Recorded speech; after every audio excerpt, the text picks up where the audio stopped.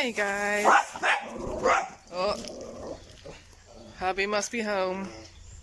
I just thought I'd take a few minutes. I realised it's been a while since we've done a video, and I just thought I'd take a little stroll around the veg beds with you guys.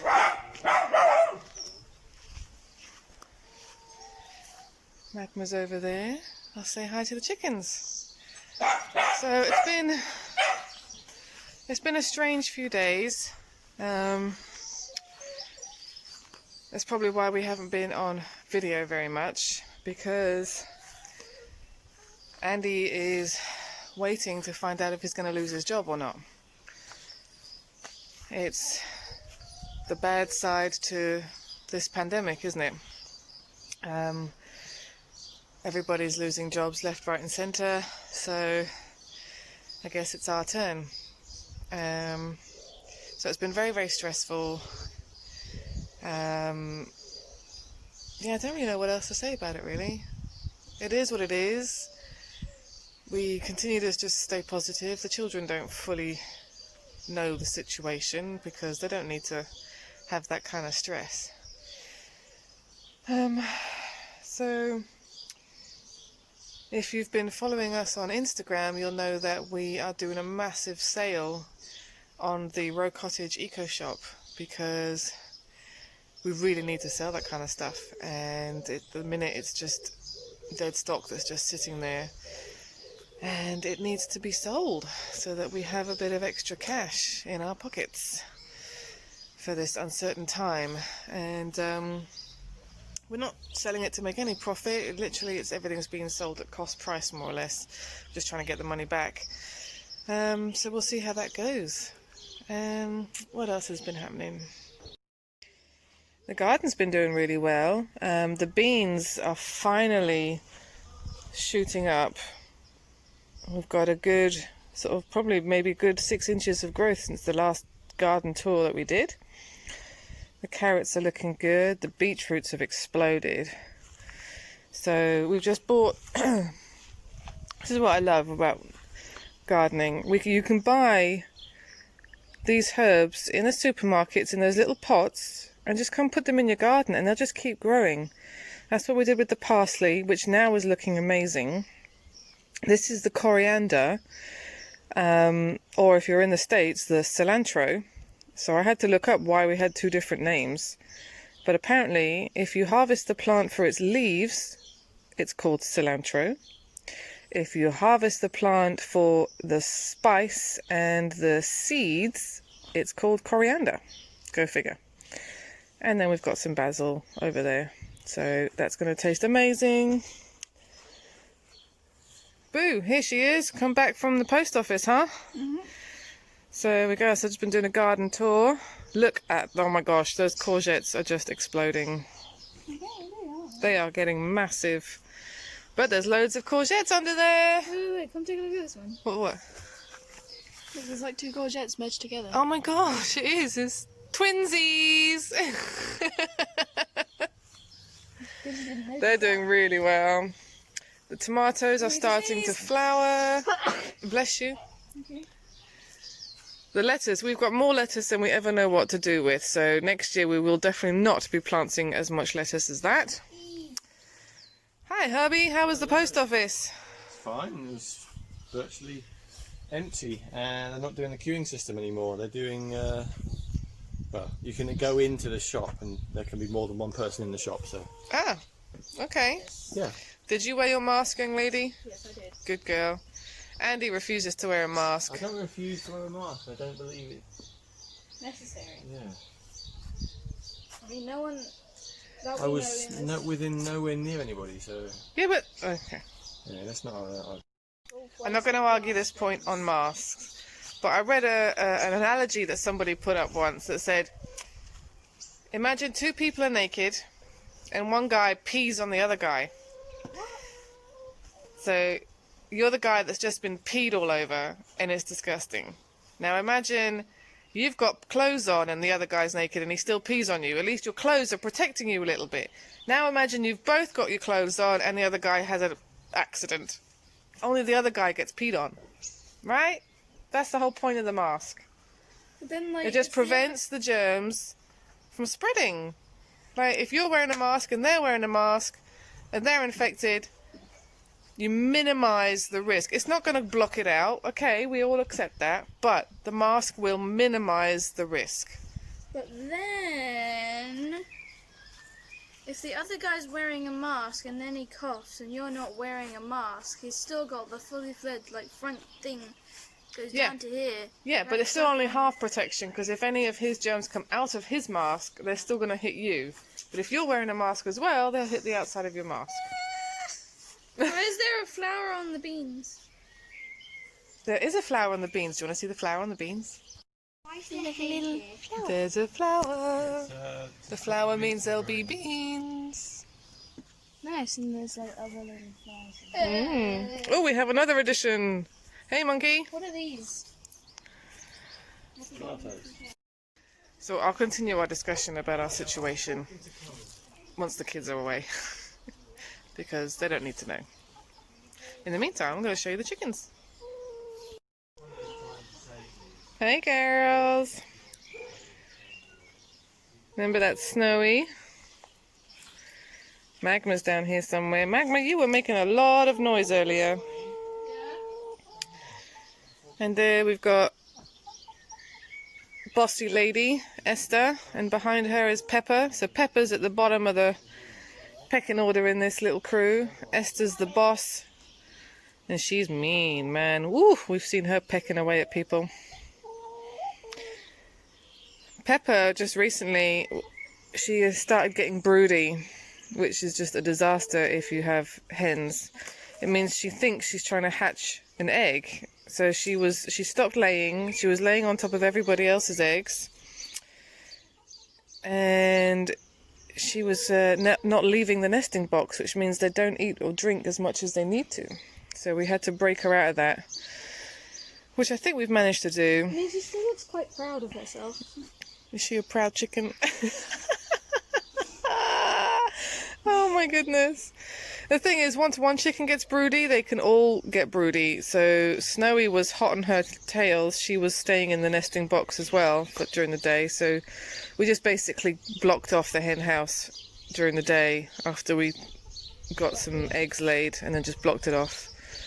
But they seem to be doing all right now. Mummy, I wonder who's the leader. Do you remember where they kept fighting? Like, Oh yeah. no. I'm pretty sure Esther's the boss. But then what about that time when Pippa pecked Esther and stopped when...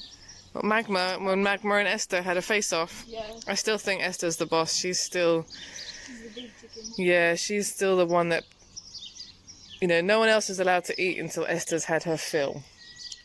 She's a true spoilt lady. Spoiled brat. It's like... And then we have the doggies over there, still going crazy. Oh, you guys will not have seen the dogs since they've had their haircuts. Hello, doggy!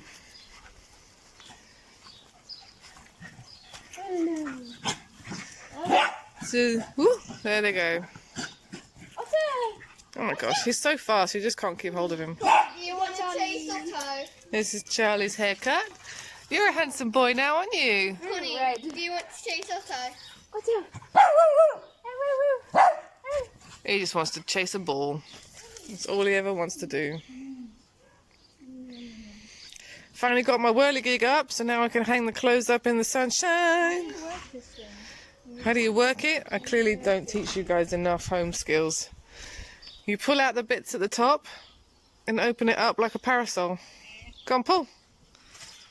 And the other ones?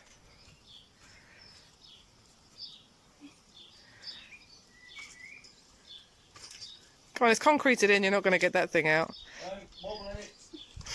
Push up from the bottom. Stick it underneath.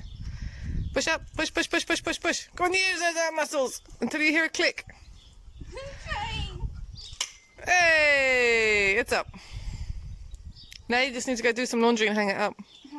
I can use the washing machine, but I don't know how to iron my clothes. Yeah, we don't do much ironing in this house, so... Mummy, Yes, my darling. I Like had piece a of laundry. chicken pen and I was going crazy. I didn't know where poo was. And I basically And I'm still nice and white and clean. You're poo free, that's awesome.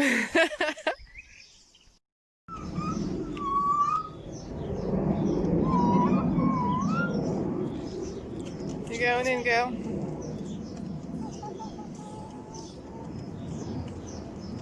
I do love our little hen house.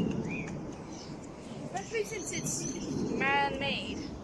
Yeah, considering Daddy's made the whole thing in just 2 days after a really quick overnight decision to get some hens. And here they are. You should be proud of yourself, Herbie. Thank you. I am. You are. I got to pick out Good boy. someone. I can't remember who it was.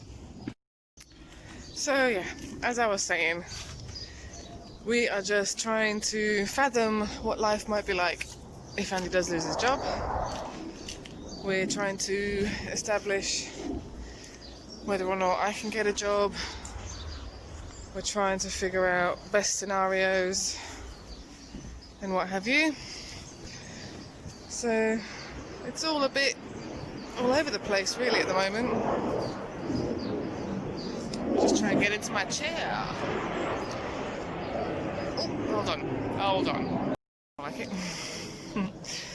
So yeah, we're just trying to figure out how best to do this, because as much as I love selling doTERRA and educating people on doTERRA and the benefits of toxin-free living and using essential oils to promote health and wellness and just generally feeling good, I'm not at the stage where it can sustain us as a family. So, Andy's job already took a pay hit when they were all put on furlough, so he's only at 80% of his salary. So we had to just cancel all subscriptions. Obviously, there was no clubs to pay for or anything like that, but we were already on a mortgage payment holiday, so we kind of are now looking into trying to maybe extend that. If Andy does lose his job, he and I are going to be frantically looking for work, and whoever gets work first grabs it, and the other will just stay at home with the children, because whilst the children are off school, we can't both be working, which is a really surreal situation for me. I haven't worked really properly since Joshua was a baby, so 10 years ago. I worked in Sainsbury's 2 days a week a few years ago, and I did have my own dog walking business for 3 years, so I have worked, but nowhere near the kind of incomes that would actually support us as a family. The work that I did would just be to boost the salary, if you like, that Andy was earning. So for me to look for a full-time, full-paid job is really bizarre. I have no idea where I'd even look, and right now there's just no jobs going. So we're in a really weird situation. Up until now, quarantine life had been a blessing for us, really, because we have absolutely loved all being at home together, doing projects together. This has just been the dream life for us. But now the reality really is kicking in, because, we don't want to lose our home. And it's the not knowing that is killing me. It really is, because I just want to know if Andy's going to lose his job or not. And Andy just wants to know if he's going to be in a situation where he can't support his family anymore. And I think for him, that's a horrible situation to be in, because he's the main breadwinner and he doesn't want to feel like he's letting us down, which is silly, because he wouldn't be, but you can't help how you feel. So that's the situation that we're in at the moment. We're in limbo, not really knowing what the future is going to hold, and I just pray that every day that God hears us and looks out for us and sustains us somehow, and And I have to trust that everything will happen according to his plan, because it's out of my control. Can't stress over something that you have zero control over. So there we go.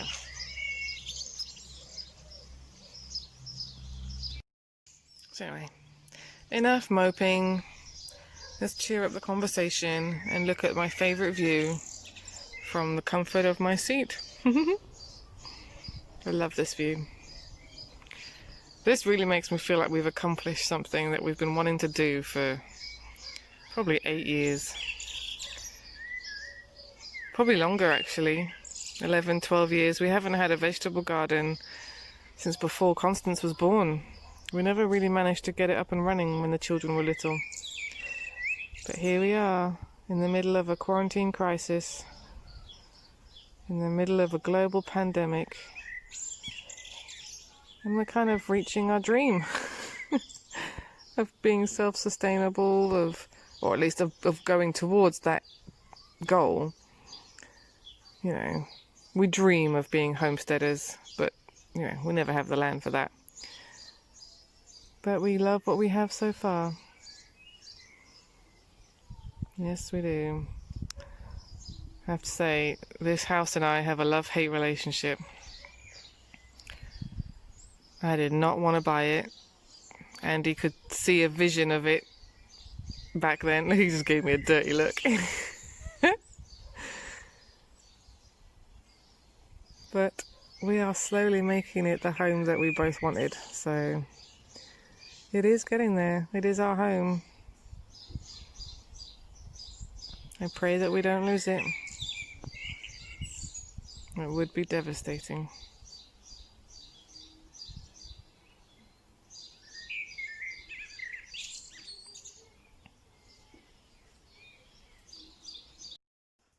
Hey, so I was just editing the videos and realised that we hadn't finished it off properly, so I am just jumping on now